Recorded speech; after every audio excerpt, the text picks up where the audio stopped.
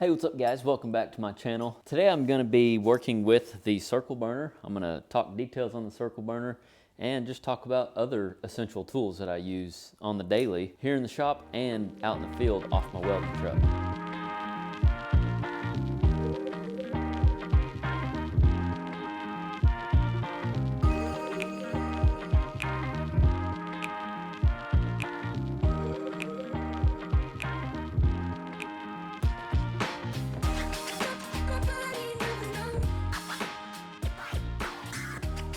I love these little puzzles. I played with these all the time growing up. The barbershop that I went to as a kid to get my hair cut had one of these. Of course, it was horseshoes and then a ring instead of a triangle. These are not horseshoes, but they are handmade here in America. Sold in the Arosswelding shop if you're looking for gift ideas. This one seems to be a little bit tougher. What do we have here? That appears to be a gasoline scented candle, handmade. Also sold in the Arosswelding shop. So first of all, for those of you who don't know what the circle burner attachment is, I'll go ahead and go over that. So this is your regular torch. The circle burner attachment is this right here. It's also on my website. You can go look at pictures of just it. Right now I got the extension hooked to it. But the circle burner comes with, this is a regular torch, and this is the straight body attachment that you'll need for this circle burner. But the circle burner attachment comes with this brass piece, this little piece, and this little bit bigger piece here. It does not come with the extension. The extension is sold separately. But if you don't have a straight attachment, the only difference is right here we've got a 90, and right here it's straight. So you will have to get this straight part. Now we do carry two different sizes of circle burners, a small and a large. If you're wondering what size that you'll need, the big torch is usually referred to as a journeyman torch. This here is a small torch. The difference you can tell in these bodies is the handles is usually what I try to recommend people to. The small torch has this style of handle, it's smaller. The big torch is gonna have, I don't have a big torch so I can't show you, but maybe we can throw a picture up. But I'll definitely be leaving some numbers on the screen somewhere in this video, maybe right now. Anyway, the biggest difference is if you got a small torch, you're gonna want a small torch straight attachment. And the way you can tell is this right here, besides the part numbers that I'm showing you right now, is this handle is shorter and it's shaped like this. The big torch is gonna be a little bit longer. Sometimes it has a bend in it, but it's just gonna be bigger. That's the biggest way you can tell the difference. But like I said, we'll put the part numbers there so you can find that easier. So I'm going to go ahead and get started building this project. The first thing I gotta do is lay out some circles here on this piece of 10 gauge plate. The way I'm gonna do that is of course pull measurements, but I also have this compass. I don't always use a compass because with the circle burner, you obviously don't need to follow a line. Like you don't need to draw a circle and then follow the line because I mean, it's a jig, right? Like it's built so you can just, but whenever I'm laying out several circles on one plate, I do like to mark them. That way I more or less get a preview of what all I'm going to be cutting. That's the first thing we're gonna do. I got 9 circles to cut out and then a couple other things to show y'all about the circle burner attachment. First thing I'm gonna do is cut a 36-inch circle. Actually, it's going to be just shy of 36 inches because that is the biggest circle that you can cut with the circle burner extension. So we're going to come out 17 and we'll just call it 3/4. 17 and 3/4.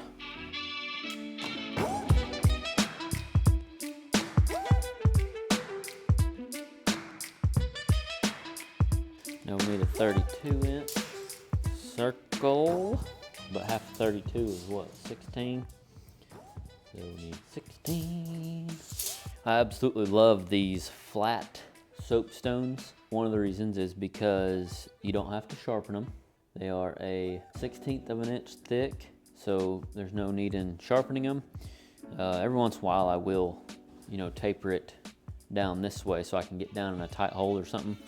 Or really I'll just adjust this according to whatever I'm trying to mark inside. But On the everyday marking stuff like this, I like the thin soapstone because you don't have to sharpen it. And I love these brass holders, also sold in the Arosswelding shop. If you do order one, it's got a little tab here that you do have to adjust. You have to push in a touch without, I recommend taking the soapstone out and pushing it in a touch and then putting your soapstone back in it, and then it stays in fine and dandy. Yeah, boy. Yeah, boy. Luckily for this project, it's not critical. These circles are not critical. You guys don't know what I'm building yet, do you? Take a guess. Let me know in the comments. Got 2 circles, and I got 9 total. Those are the only hints you got so far.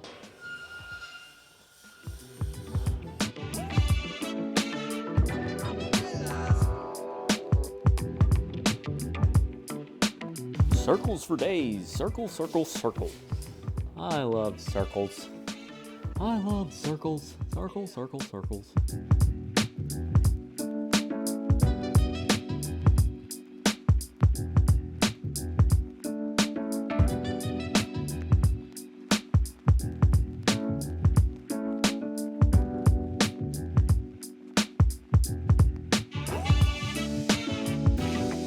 Been getting a few comments on the welding shirt that I wear. This is a FR, and it's a very tough FR. It's made out of mountain cloth, way better than your traditional FRs, like it doesn't burn up near as bad. And somebody asked the other day why I starch my clothes. I starch them because it repels sparks, makes your clothes last longer, but I also just like to look nice and presentable. So it's practical, but it also looks good. And we will actually be carrying these shirts in the Arosswelding store very soon.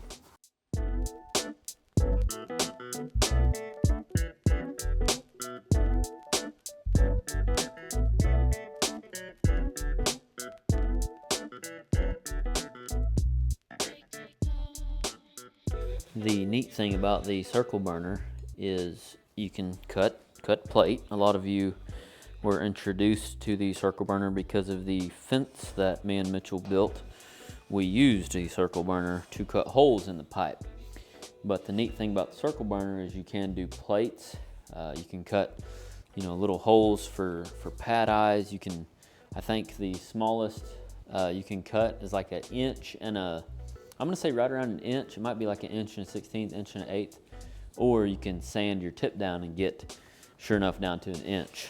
Mitchell actually done that on his circle burner.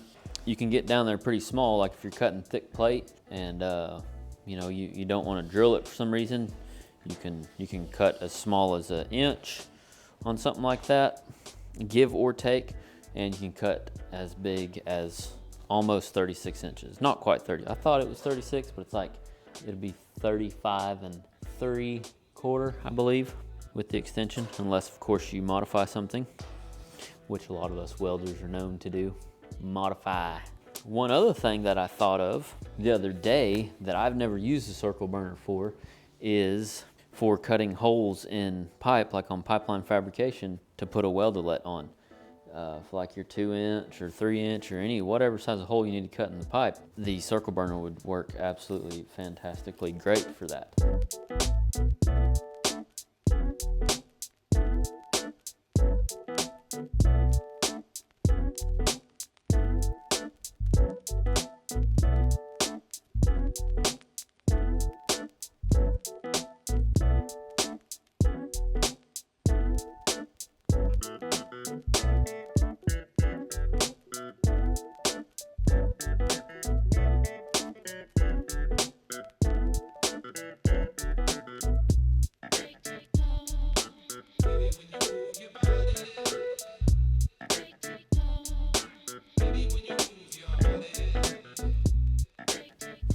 All right, now that we got our 36-inch circle cut, we're gonna move on over here to our 32. And kind of a quick rundown on this extension. You can adjust it several different ways, but it's got a set screw here, and then of course this set screw, which allows you to turn this, which obviously you have that movement, so a good, I'm gonna say about 3-inch range there. You can adjust it as far as your longer or shorter, but if you need to go a dramatic amount, you loosen this nut right here. So that's what I've done. I've adjusted it. I do use pliers just to make sure they seat. I'm not sure if they're designed to use pliers, but I always feel like even with this regular piece, I do always have to just snug it up a touch with some pliers. But I want to do that because I don't want anything coming loose while I'm cutting my circles. So it's a good idea to snug them up if possible. All right. Let's light them up. Better move that old jack stand. You know what I'm saying?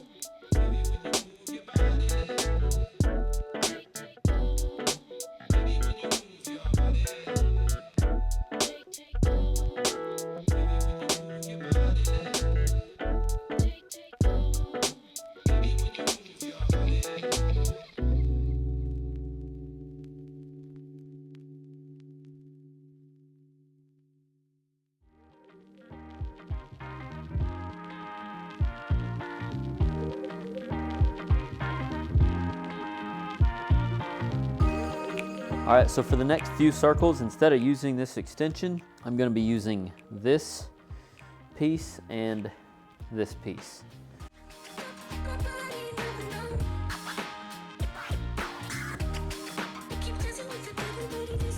There's the extension. In place of it, we will put this in and then line it up. The thing I like about this circle burner versus the circle burner for the 90-degree torch is your ability to do this, especially on these smaller circles. Not so much with the extension. That is like an art in itself, especially on this thin gauge. But as far as just these smaller circles, it feels easier to do this number than it does, you know, doing this with your traditional torch.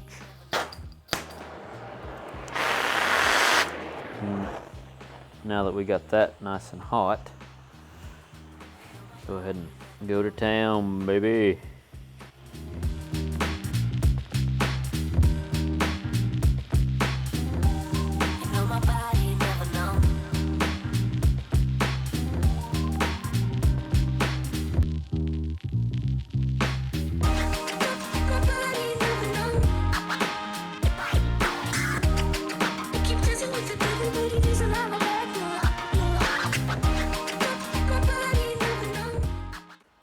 Now, change her out for the smallest one. Boom.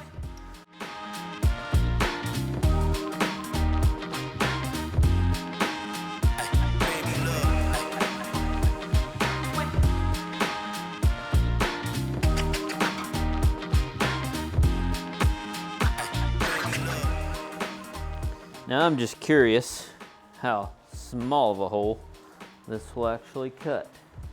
Take her all the way down. Looky there, all the way up against there. Should be, in theory, we got a little less than half, so right at 1 inch or so. Put us a random punch mark on here. Let's do it right here.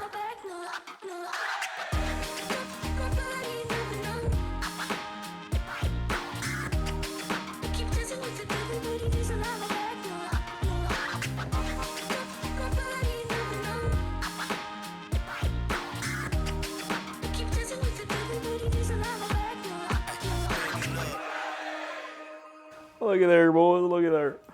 Let's take a look at her close up. Come on now. So a little less then an inch, about a 15/16 inch hole. All right, let's finish this thing.